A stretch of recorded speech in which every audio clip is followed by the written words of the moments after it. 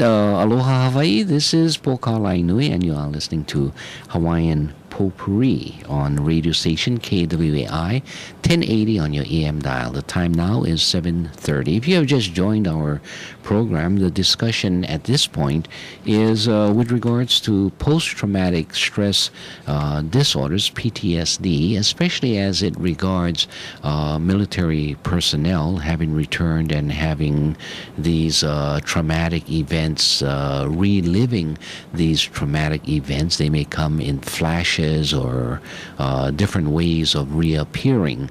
And it's not only for military personnel, but others who have gone through extreme, abnormal, horrendous events, and you are having a normal response to an abnormal trauma, and how you are dealing with such traumas. You may break out in a cold sweat, find that your ability to speak, you're not able to overcome the emotional tension, or many other ways that the trauma may continue to express itself. And so I'm raising certain questions about different aspects of the trauma, not only how you can psychologically try to process it and hopefully overcome the continuing impact or other techniques of doing so, but what about issues of shame and guilt and need for confession and apology for your participation in events that you are not able to overcome at the present time? Sort of your guilt haunts you, and how do you address that? Or your shame haunts you, and how do you address that? And try to sort of purify your soul or your spirit from those events. Our telephone number here is 524-1080 if you would like to call and share an opinion. Let's go to our next caller. Aloha, caller. Welcome to the program. Aloha, Poka. Yes, aloha. It was really... I really appreciate the caller in the first hour, the mental health professional and practitioner, who unfortunately, in conveying what he has observed and what appears to be true, I guess he was referring to the shame of the veterans, yeah? Mm-hmm. And then I forget exactly what it was that he had put online. Oh, yes. It was the response that numerous veterans had when NATO was meeting in Chicago, and they organized themselves, and they went before that meeting, or not before that meeting, but in that area, and began tossing their medals back to NATO. Right. And it was on Democracy Now. Okay. Amy Goodman's program. Yeah. So he noted this fact, I guess, and the response that he got back was a multiple, I guess, rejection, criticism. Yeah. Why you are politicizing? Yeah. It's funny how things can get twisted. I don't see the politicism. This is a response. It's so ingrained in the minds of Americans, and I guess no more so than those who have lost their ohana. In the wars of the U.S. I read something this past week in the midweek that I was trying to think of a response to, because I think this really needs a response. A columnist in midweek who lost her husband, her first husband in the Vietnam War, and who has a son who is currently in the USMC. Very pro-American, yeah? And she said that given American sacrifices in foreign wars, fought to help also likes of Hitler. And this next part, I really question what she's referring to exactly. And a slew of communist and despotic butchers responsible for the deaths of hundreds of millions. I don't know exactly who she's referring to. I think maybe in some cases, from what I have learned, some of the people that she may refer to as communists may not have been communists at all, such as Mossadegh in Iran in 1953, Jacobo in 1954 in Guatemala. These were men who were overthrown by the Americans, and they were in fact progressive and looking out for their people, trying to help them, and that's the response they got from the U.S., when they tried to better the economic conditions for the broad range of their people by the response from corporate America. Hey, these are communists. They're moving in on our territory. We don't want to sell our land that we're not using. For example, in Guatemala. Yeah. And so they go knocking on the door of the State Department, and you need to do something about this guy. Get rid of this stinker, and so forth. And I think she may be referring in some cases to these kinds of things. Right. Just ignorance, yeah? Yeah. And then she goes on to say, I cringe at a stylish criticism, right, as if it's a fad, yeah? That people just join in because they hear someone else say it. At a stylish criticism of the U.S. from both within and without, that we are a colonialist power occupying, and she has these words in quotation marks, land and again, quote, empire building, unquote, across the world. Now, to those of us who have had the, I guess what would you call, the rose-colored glasses removed, and who can see things through a clear lens, one that is neither pro nor anti-American, we can see very much, most definitely, yes, it is a colonialist power occupying land and empire. No question about it. I mean, this lady needs to talk to the Chamorros. She needs to come. I mean, she lives here. She needs to Step dig out into of the I mean, there's so much information out there at this late date.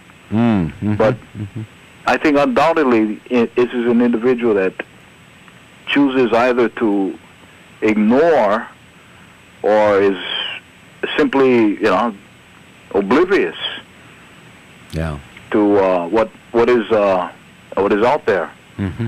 How would you reply to such to someone like this? I don't know. I would take a deep breath. I don't know. It would depend on what circumstance I met her and how the discussion was raised. So I don't know how I would formulate a response to that. I have responded to many people, and if they are really seeking a discussion or a conversation and an inquiry, then I would take one particular approach. If they are just looking for an argument, I would probably not even dignify the kinds of positions. And at times, the audience is more than just that woman who has that position, but I would use that woman's position to educate the general audience in other views so that they can now see the arguments and they can make up their minds. So my attempt would not be to convince this particular woman on her ingrained position, but to try to educate the broader audience in how you can measure that position against what the realities are. sometimes I find it very useful to use the following statement, that while we are all entitled to our own opinions, we are not entitled to our own facts. So let's just take a moment to look at some of the facts by which some people claim that there is an occupation while others claim that this is all legitimate. And then you decide what the facts should be, and from there you can decide on what your opinion will be. And that way, at least to bring them to a factual exploration of what is before us before you form these opinions. Because what she's doing is forming a political position based on, and then basing her opinions and then trying to readjust the facts. And that kind of logic, I don't think is going to continue to stand. It has been the normal process. You know, how we have been educated, it has always been based on that. We have been educated towards a political, towards a particular position of patriotism rather than educated towards a position of truth in history. And now I think it's sort of turning. People are saying, well, let's take a look at what the truth is. And hopefully we can also influence our school teachers to do the same. Well, at least this woman has her email address at the end of the column. And from what I know about her, you know, this is a woman who has done a lot to help really desperate people in Africa. I know she has made many trips there and has given of her time, probably spent her own money to really seek out people who are really in bad circumstances. So I believe she has a good heart. Yeah, she really does, and really hates to see anybody suffer. But maybe it's that ignorance, maybe it's the denial, because her belief in the wholesomeness or the goodness, what I call the American myth, or the myth of America, is always being the protagonist, always being the liberator, is so strong. You know, as she says, hey, didn't we fight Hitler? So how can we be, colonialists? Which is not really sound logic if you look at it very hard. I mean, today you could be a jerk. That doesn't mean that you have to be one tomorrow, right? I think we should not be led to believe that a person who defends the United States in all of its activities are necessarily a person who has evil intent.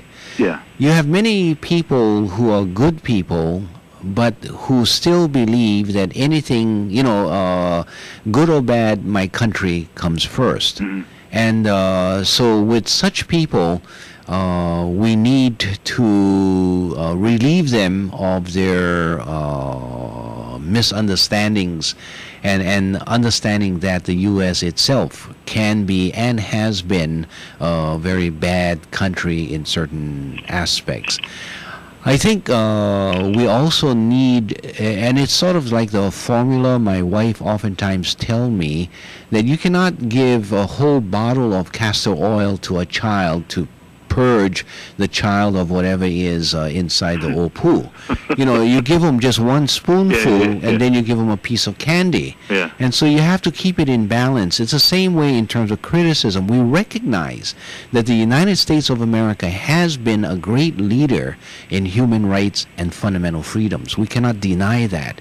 And we recognize a great leadership that they have provided to the international community. The very Declaration of Independence is a very important document in terms of international law. And yet what we are saying is that you must stick to those values rather than just having done one good deed. Later on you can deny the independence and the right of self-determination to other people. In that way, you can try to maintain the balance to an audience which is so pro-American. It's the same when I addressed a group of, what organization was that? It's sort of a commercial organization, but very pro-American. One of these clubs, what is that? Right now I forget the name of it. It wasn't the Lions Club. It was some other club. Rotary? I think it was a Rotary, yeah. And so I was invited guest to speak on Hawaiian history, and so I sat at the front table, and they fed me, and before all of that, then after the feeding, then they had their prayer, and then they had the Pledge of Allegiance, and I was seated at the front table, so I just sat down. Yeah. And it was obvious that I was seated while everyone else was standing there and pledging their allegiance to the American flag. And so it wasn't too much of a welcome. You could feel the chill in the air. Yeah. So I went up, and as I spoke, I greeted them in the Hawaiian term of ano ai me ke aloha e na hulu manuli ke ole. And the reason for that was not because I expected them to understand, but I wanted to set the atmosphere and the spirit within that area. And so I explained what the greeting was meant to be. Right. That while we understand from the very get-go, from the very outset, that you and I do not agree politically with what had happened to Hawaii, and here you are giving your Pledge of Allegiance to your American flag, which I disdain because of what the United States has done. Let us at least try to address what the facts are, and then we can put our political implications into the factual basis. And then I begin with Hawaii as an independent nation, no question about it, and the treaties we had with the United States. And then I begin to use the language of their president, Cleveland, who then addressed their joint houses of Congress, and what Cleveland said after the final theft, after McKinley came in and circumvented the U.S. Constitution. By the end of my speech, I had people thanking me for educating them and for allowing them the room in which they could sit there and agree that they should at least hear me based on an American principle of free speech and everyone entitled to their own belief. Had it not been for that, they would not have been able to understand that history. So for that particular audience, that is one particular approach that I would take, coming face to face with the antagonism and then try to build on it. Yeah. And that's why I say it's important for me to understand the audience before I can actually deal with it. Right. Yeah, there was a recent event that occurred was it last weekend? I believe it was, in which this was the voyage of Aloha with the James Campbell Foundation. And in that crowd, you had people who were very strong Hawaiian patriots, and you had people who came from the business community, from a strong Americanized community. Yeah. And so I unexpectedly was called upon to give an address to the group, having participated in the formulation of putting this conference together. And I had expected I would be sort of sitting back and not really being an active participant. So when I was called, and what happens is at the Pagoda Hotel in this conference room, you have a Hawaiian flag, you had the kahilis because they had Hawaiian ceremony, and then you had the American flag prominent but in a corner. And so for me to speak with these, what do you call it, accoutrements of patriotism from the whole the whole spectrum of Hawaiian concepts. So as I stood up and I spoke, I say I feel very uncomfortable speaking before you, and the reason for this uncomfortableness is because in that corner, and I pointed it out and I walked to the American flag, it really has no business in this room, and yet we allow it to stay in this room because we just accept it as natural and normal. But if you really look at it, it's as if we are all operating under the cloud of Americanism and American patriotism, which is not the case, and that burdens many of us from freely speaking our minds. And so I want to call that to your attention from the very beginning of this important conference as we progress into Hawaii's future and into the world's future, and as we examine different mythologies or try to create new mythologies. We have to recognize that we still have that continuing presence and be willing to reject that presence or the legitimacy of that presence here in Hawaii. And then you could hear the crowd's response by calling out and calling out in agreement, and that what was being said was pono.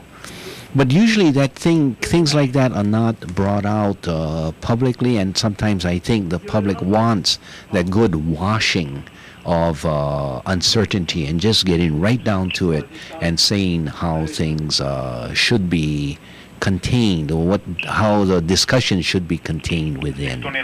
Yeah. So anyway, that's my responses, or some examples of how I would respond to different things. Yeah. Are you still there? Yeah. Uh-huh. Okay. Yeah, get 'em. Okay. Any more questions Okay. or comments? Okay. Okay. So thank you. Yeah. Thank you very much for your call. Now you're out of time. Well, I do have another caller, and we're almost out. Okay. Take care. Okay. Aloha. Okay, Poka. And we will go to our next caller. I know it's just about 8 minutes before we go off the air. Let's take this call, and this will probably be the last call for this morning. Aloha caller, welcome to the program. Hello again, Poka. I think you were Hi. describing an encounter with the colonized mind, and I think that's what the previous caller was talking about when he talked about this woman, that her apparatus for thinking has been totally indoctrinated with respecting the authority. It's like following the authoritarian principle that I'm in charge here, so do as I say. And it prevents a person like that, or even the collective people, from seeing that the institutions that they are supporting as being so great are actually causing the misery that they go out and try to solve. So it's a circuitous sort of thing, and you can't make them see that. That's where it seems to me the hitch is. If you just realize, and there's another institution that does that too. Well, I won't name it. No, go ahead and name it. I think I know who it is. You know what it is. Okay. And then it sends out its workers, i.e., well, I won't name them either, but it's a group. Sort of missionary-like workers. Right. So you see, they work hand in hand. One is copying the pattern of the other that has really proven so very successful. You have to admire the damage that they can do under the auspice of being so good. It's amazing. But at any rate, thanks again, Poka. You're a wonderful program. Thanks for calling. Take care. Aloha. Okay, bye. And sometimes it is called the twin symbols of power, the cross and the flag. Very efficient, and oftentimes you don't know if there's any difference between the two. And the hesitation of people to criticize, or the mere acceptance of these symbols of authority, and that it's sort of, yes, we bow to these symbols of authority, and anyone who should question it should be questioned themselves. How do you deal with a colonized mind? Sometimes the answer is, well, it's not for you to deal with, and it takes someone else to breach the what do you call that? The curtains of protection from that mind. Some people may call it the iron curtain of protection. But sometimes it does take another speaker to breach that. So Okay, enough enough discussion. I want to thank all of you for joining me in this program, and we'll be back next week for another 4 hours on the weekend, 2 hours on Saturday from 4 to 6 o'clock, and on Sunday mornings from 6 to 8 o'clock. This is Poka Lai Nui. We are produced by the Hawaiian National Broadcast Corporation. The opinions expressed in this program are not necessarily those of the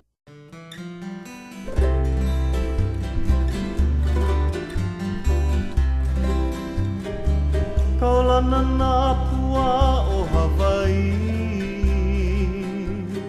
Kupa'a mahope o ka aina Iki mai ka elele o ka loko ino Pala pala anunu me ka paka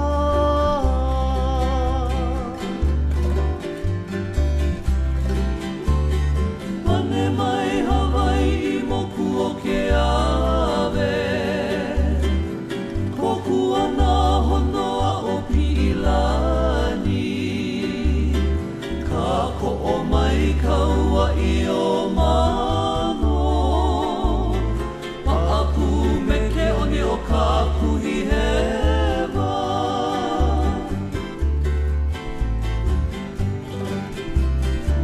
Aolea e kau I ka pulima Maluna o ka pepa o ka enemi Po o hui ai nā ku ai hewa I ka pono sivila a o ke kanaka